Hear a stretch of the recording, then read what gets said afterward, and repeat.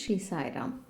ஸ்ரீ சாய் சச்சரித்திரம் ஸ்ரீ சாய்பாபாவின் அற்புத வாழ்க்கையும் உபதேசங்களும் காலஞ்சென்ற ஹேமத்பந்த் என்னும் ஸ்ரீ கோவிந்தராவ் ரகுநாத் தபோல்கர் அவர்களின் மராட்டிய மூலத்திலிருந்து மொழிபெயர்க்கப்பட்டுள்ளது.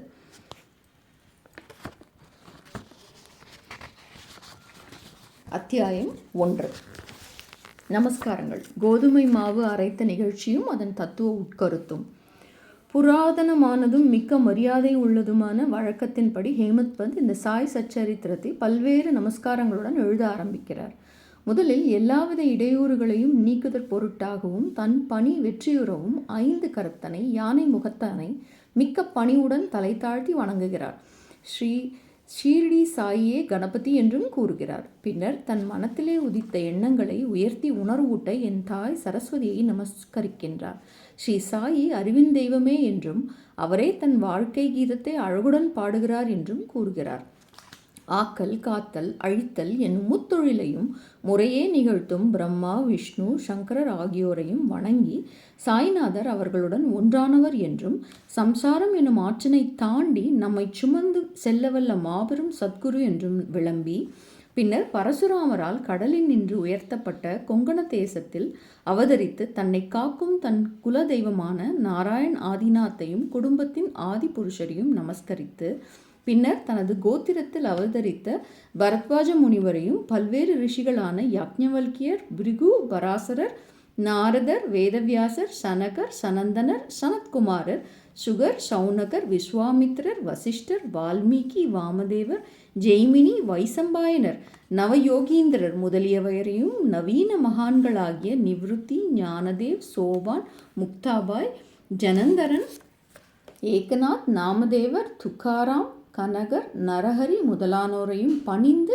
தலைவணங்கி நமஸ்கரித்து பிறகு தனது தாத்தாவான சதாசிவரையும் தகப்பனாரான ரகுநாதரையும் தன்னை இளம் வயதில் பிரிந்த அன்னை தந்தைக்கு நிகரான அத்தை தன் அன்பிற்குரிய அண்ணன் ஆகியோரையும் வணங்கி பின்னர் படிப்பவர்களையும் வணங்கி தனது பணிக்கு முழு அன்பும் மனமும் சிதையாத கவனத்தையும் நினைப்பையும் கொடுத்தருள வேண்டிக் கொண்டும் கடைசியாக தனது ஒரே அடைக்கலமும் பிரம்மமே மெய்ப்பொருள் பாரணைத்தும் மாயத்தோற்றம் என்று தனக்கு உணர்விக்கின்ற ஸ்ரீ தத்தாத்திரேயரின் அவதாரமான ஸ்ரீ சத்குரு ஷீர்டி பாபா அவர்களை நமஸ்கரித்து அங்கனமே எம்பெருமான் வதியும் எல்லா ஜீவராசிகளையும் வணங்கி துதிக்கின்றார்.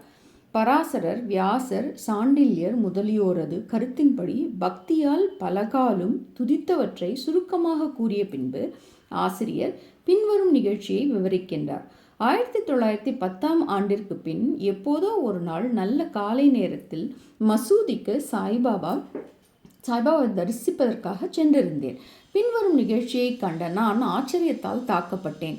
தமது முகம், வாய் இவற்றை கழுவிய பின்பு சாய்பாபா கோதுமை மாவு அரைக்க தயார்படுவதில் முனைந்தார். ஒரு சாக்கை தரையில் விரித்து அதன் மேல் திருகையை வைத்தார். பின்பு முரத்தில் கொஞ்சம் கோதுமையை எடுத்து பின் தன் கஃப்னியின் கைகளை மடக்கிவிட்டு கொண்டு கையளவு கோதுமையை திருகை குழியில் இட்டார். திருகையை சுற்றி கோதுமையை அரைக்கத் தொடங்கினார். பிச்சை எடுத்து வாழ்ந்து எவ்வித உடைமையும் சேமிப்பும் அற்ற இவர் கோதுமை மாவு அரைக்க வேண்டிய வேலை என்ன என்றவாறு நினைத்தேன். அங்கு வந்த சிலரும் அவ்வாறே எண்ணினார்கள். ஆயின் ஒருவருக்கும் பாபா என்ன செய்கிறார் என்று கேட்க துணிவு வரவில்லை. பாபா மாவரைக்கும் இச்செய்தி உடனே கிராமத்தில் பரவி ஆண்களும் பெண்களும் பாபாவின் செய்கையை காண பெருந்திரளாக மசூதிக்கு வந்தனர்.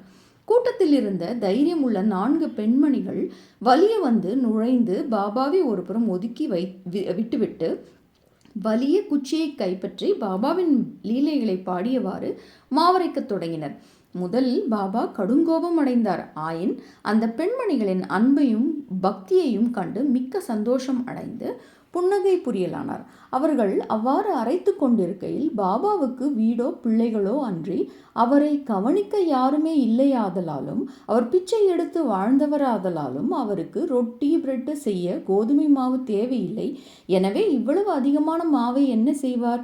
ஒருவேளை பாபா அன்பாயிருக்கும் காரணத்தால் இம்மாவை நமக்கு பகிர்ந்து கொடுத்து விடுவார் என்றவாறு எண்ணமிட்டபடி பாடியவாறே அரைத்து முடித்து திருகையை ஓரத்தில் நகர்த்திவிட்டு கோதுமை மாவை 4 பிரிவாக பிரித்து ஆளுக்கு ஒவ்வொரு பகுதியாக எடுத்து கொள்ள தொடங்கினார்கள்.